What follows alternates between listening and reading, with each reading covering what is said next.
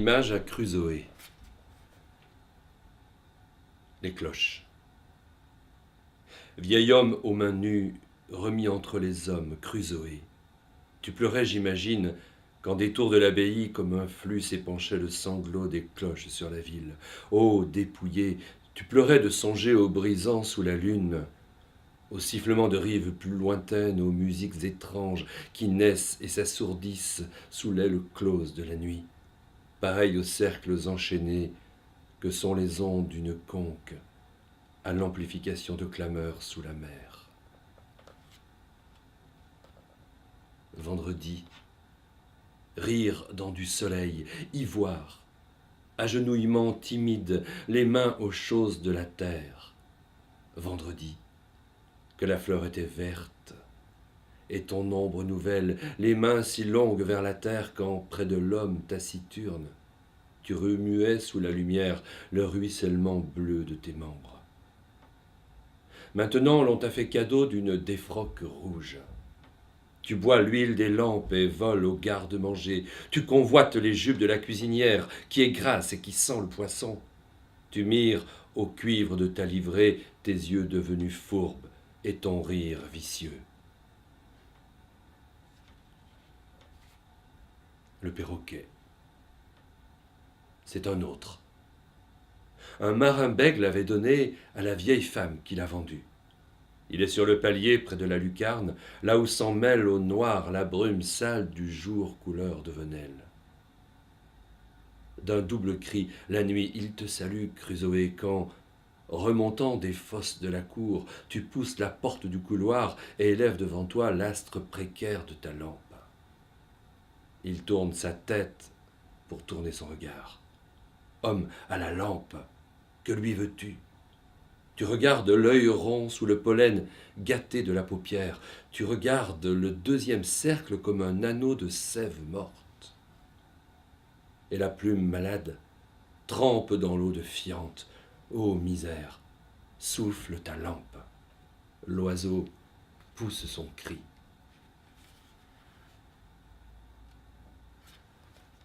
Il faut lire Saint John Perse. Il faut le lire plus que le commenter. Je veux dire par là que j'ai un bonheur infini à lire la poésie de Saint John Perse, que ce soit dans le silence, de la lecture solitaire ou que ce soit à haute voix comme je viens de le faire. Et j'ai peu de plaisir à lire les commentaires sur Saint John Perse. Ce que je pense, c'est que sa poésie nous met en contact avec la glaise du langage. Pareil à la glaise que le potier façonne. Et malheureusement, une partie de l'œuvre de Saint John Perse croule sous la glose. Alors, je dis non à la glose et je dis oui à la glaise des mots, parce qu'il me donne une furieuse envie d'écrire, d'aimer la poésie et tout simplement d'aimer la vie.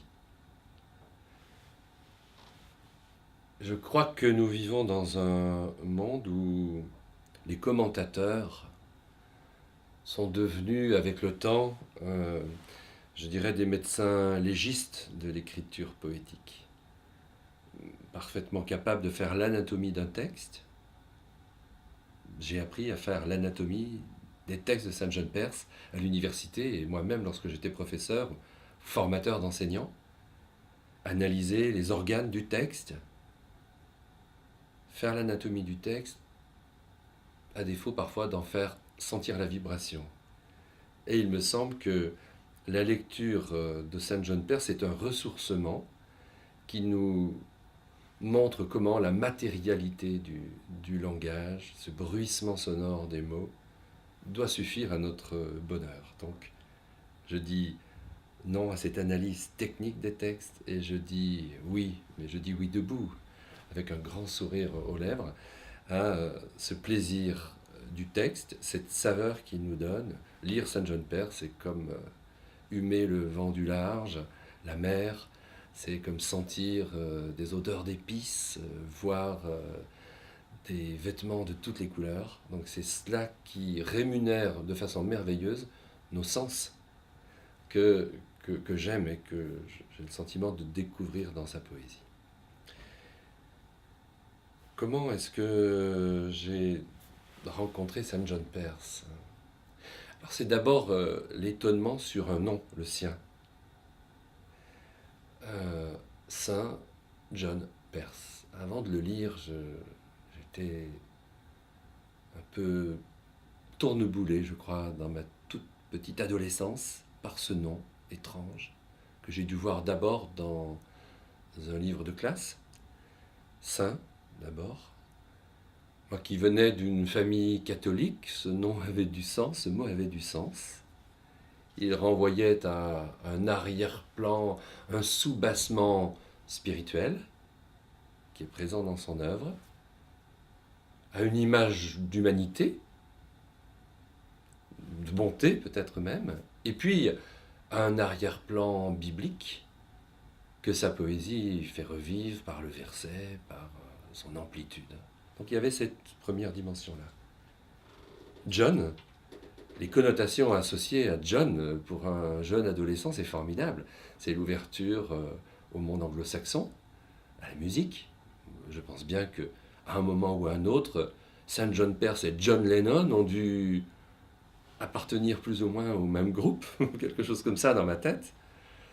Donc il y avait cette ouverture à l'ailleurs, à l'Amérique, l'envie de partir. Je vivais dans une vallée, au fond d'une cuvette, et chaque fois que, surtout en hiver, je voulais voir le soleil, il fallait faire 15 ou 20 km en vélo ou à pied pour sortir de la cuvette, et il y avait cette envie d'aller voir au-delà de cette nature enfermée entre les montagnes ou dans le miroir des lacs. Eh bien, ce John-là de Saint John Perse était comme une invitation à découvrir de vastes mondes, la Caraïbe, bien entendu, ça je l'ai compris plus tard. Et en tout cas, il y a dans sa poésie quelque chose qui ressemble à, je dirais, l'archivolute de la plante tropicale. Quelque chose qui ressemble à l'entrelac des lianes dans la nature tropicale. Et ça, je l'ai découvert immédiatement. Et c'est peut-être ce John-là qui m'a ouvert cette porte. Et puis, il y a Perse. Et Perse, pour un adolescent, parce que je l'ai découvert dans l'adolescence, amoureux des poètes, poète lui-même, un adolescent qui se reconnaît comme poète profondément. Eh bien, la Perse, bien entendu, c'est le royaume mythique des poètes. Je découvrais les grands poètes de la Perse que sont Omar Khayyam, ses poèmes sur le vin, sur les femmes, sur l'amour, Saadi, Hafiz. Et donc la Perse, cet Orient, allait bien au-delà des images d'Épinal ou des légendes des Mille et une nuits. Il y avait comme une sorte d'invitation au voyage dans cette terre mythique des poètes. Voilà ce qui m'a été, je crois, confusément donné lorsque j'ai entendu pour la première fois parler de Saint John Perse. Et puis très vite, je dirais c'était en seconde, je crois me souvenir que la première dissertation de la section de seconde littéraire, c'était une citation de Saint John Perse qu'on me demandait de commenter. Je ne sais pas si je l'ai bien commenté à ce moment-là, mais je sais que la phrase très simple qui nous était livrée, je l'ai toujours dans la tête, et elle satisfait amplement mon besoin de réponse à une question fondamentale qui est: pourquoi écrivez-vous? Je l'ai fait moi-même, ce qui a été dit par les écrivains. La réponse à la question pourquoi écrivez-vous, je l'ai rencontrée par exemple 400 fois dans un hors-série du journal Libération. Je dirais c'était en 82, je devais avoir 20 ans. 400 écrivains du monde entier répondent à la question pourquoi écrivez-vous. J'ai encore en tête des dizaines et des dizaines de réponses. Celle de Beckett par exemple, qui répondait en disant bon qu'à ça, 3 mots, bon qu'à cela. Celle de Brighton Breitenbach, le grand écrivain sud-africain que j'ai publié récemment, une réponse magnifique disant qu'il écrivait pour trouver le coquillage de l'amnésie. Voilà. Mais il y a la réponse de Saint John Perse qui ne figurait pas dans ce numéro de Libération parce qu'elle vaut toutes les réponses qui étaient données. Pourquoi écrivez-vous? Pour mieux vivre. J'ai 55 ans aujourd'hui, j'écris depuis que j'ai une dizaine d'années. Je n'imagine pas la vie autrement que par l'écriture. Je crois même pouvoir dire qu'avec le temps, moi qui cherchais à aménager des espaces pour l'écriture à l'intérieur de la vie, j'ai vu se retourner ce cadre complètement et aujourd'hui j'ai le sentiment que l'écriture est un cadre beaucoup plus vaste que la vie et que la vie entre dedans. Et donc oui, nous écrivons pour mieux vivre. Il n'y a rien de plus à dire. Je ne connais rien de plus beau que cette phrase-là qui m'a été donnée au début de l'année de seconde. Je n'en finis pas non pas de la comprendre, parce qu'elle est simple, mais d'en éprouver la pertinence dans ma vie d'écrivain, dans ma vie de citoyen, mais aussi dans ma vie d'éditeur qui publie des poètes. Voilà quelque chose qui pour moi est très important. Et puis, après le nom, après cette citation, eh bien, il y a la lecture des textes. Je pourrais en commenter plusieurs. Je n'ai envie aujourd'hui que de parler de ces images à Crusoé, dont j'ai lu un extrait il y a un instant. Images à Crusoé, si ma mémoire est bonne, c'est publié en 1909. Ce sont les premiers textes publiés par Saint John Perse dans la NRF, je crois. 1909, il publie cela 10 ans après le grand exil qu'il a connu, c'est-à-dire le moment où sa famille quitte la Guadeloupe, l'arrachant à ce paradis de l'enfance, d'une enfance sous les tropiques, d'une enfance vouée à la nature, à la liberté, à une enfance dans laquelle le corps exulte au milieu de cette nature extraordinaire. Et d'un seul coup, je crois que cette enfance brisée par le départ, c'est un peu comme si l'unité du monde était brisée, comme si l'œuf clos de la vie était scindé en deux et d'une manière définitive. Quand je dis cela, je parle de lui et j'ai le sentiment de parler aussi de ma propre enfance et des raisons pour lesquelles je me suis mise à écrire à l'âge de 10-11 ans. J'ai beaucoup de tendresse pour cet enfant qui va devenir Saint John Perse, qui ne l'est pas encore. Et lorsque je lis Images à Crusoé, je suis évidemment admiratif de la qualité d'écriture de ce tout jeune homme. Mais voyons, parce qu'il a 20 ans, 21 ans.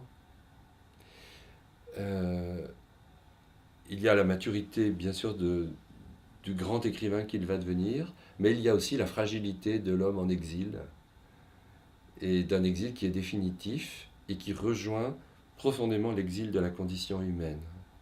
De sorte que la part manquante de l'exilé, c'est le lien avec sa terre, le lien avec sa mère, parce que nous sommes aussi en exil de ce lieu originel.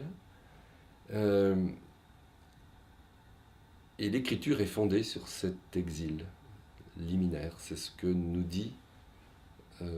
disent ces images à Crusoé. Voilà, je crois que je vais m'arrêter là.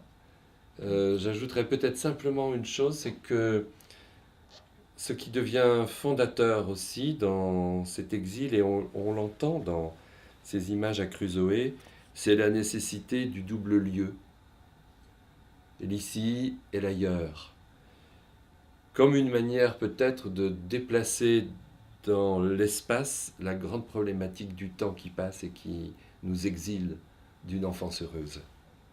On le sent très fortement, notamment dans le poème qui s'intitule, je crois, Ville, la ville, où Crusoe redécouvre la civilisation et prend la mesure de ce paradis qui est perdu. Au fond, ce que nous disent ces textes, c'est peut-être que la vie n'est pas suffisante. Si la vie était suffisante, nous n'aurions pas besoin d'écrire. La vie n'est pas suffisante, d'une part parce qu'elle est trop brève, qu'elle ne permet pas à l'être humain de réaliser toutes les potentialités qui sont en lui. On ne peut pas être à la fois Vendredi et Robinson. On ne peut pas être au cœur de la civilisation et rester accordé à la nature, c'est-à-dire à la santé vigoureuse du monde. Nous sommes constamment obligés de faire des choix, et ces choix, ce sont des amputations. Ça, je pense que Saint John Perse le ressent très profondément. Et la réponse, c'est évidemment la littérature, l'écriture, qui nous permet de sauver ce qui peut l'être de notre enfance, de ces vies multiples qui sont en nous. L'écriture qui permet de se sentir au minimum 2 fois vivant, une fois en ayant vu ou entendu les vents passer sur la terre, en ayant vu la mer, en l'ayant traversée, et une deuxième fois en l'écrivant.